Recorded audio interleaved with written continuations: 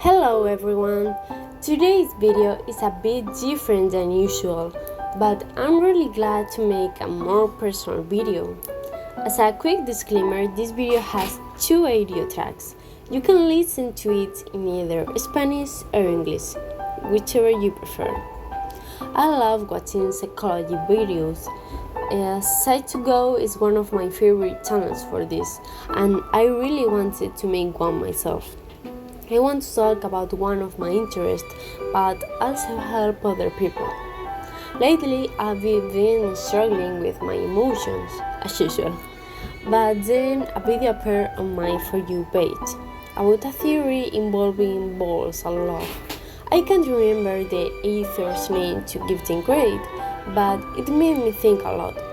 After I created my own vision of the topic, this concept helped me a lot. As someone with an anxious attachment style, I often struggle with thoughts like, they don't love me.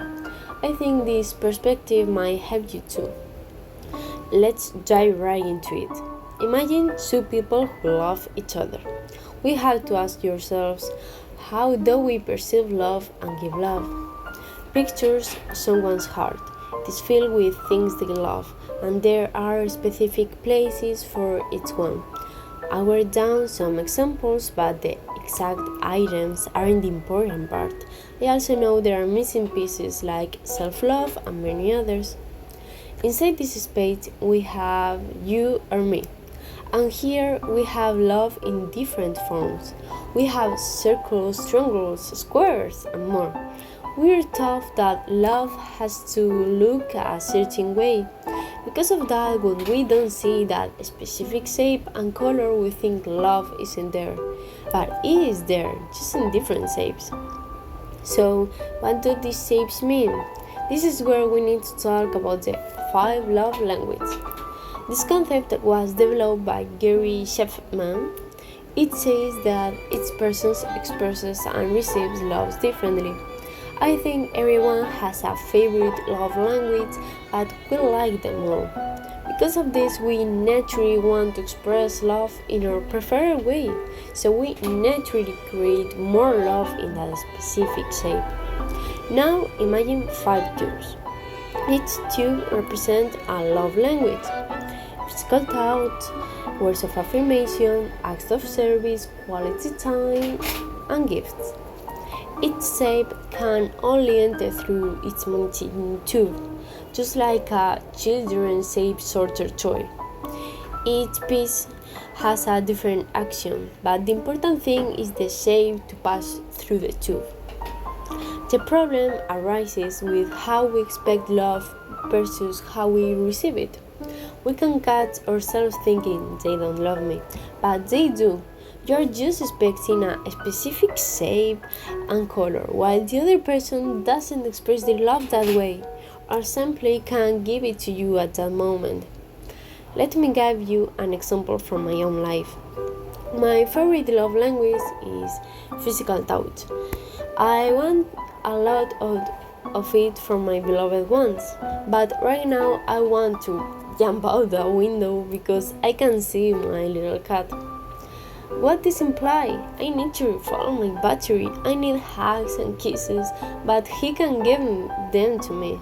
Not because he doesn't want to, or because he doesn't love me, but simply because of the distance. In this case, the physical touch tube is blocked by distance tape, and the circles are just sitting on the floor. For example, on one hand, he naturally makes more circles than anything else. Triangles, on the other hand, are very unique and only appear in specific scenarios, so I feel like he's giving me less love. But the important thing is that the reason is an environmental one, not a lack of love. There are other problems too, like when people get busy. Maybe they are overwhelmed with chores or burnt out from work.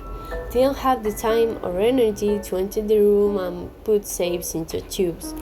They just need to rest. I know this is difficult to understand sometimes, but everyone's functions differently. Just like the first example, maybe you want to spend quality time with them, but they are too busy. Now there is another piece of tape blocking the tooth, a lack of time tape. With this video, I want you to help you feel a little more secure in your relationships. I think people jump to the conclusion that everything is a lack of love. Usually it isn't. Love appears in many forms, but nobody thought about how to see them. Problems come from many places, but we can manage them with communication. As the saying goes, communication is key.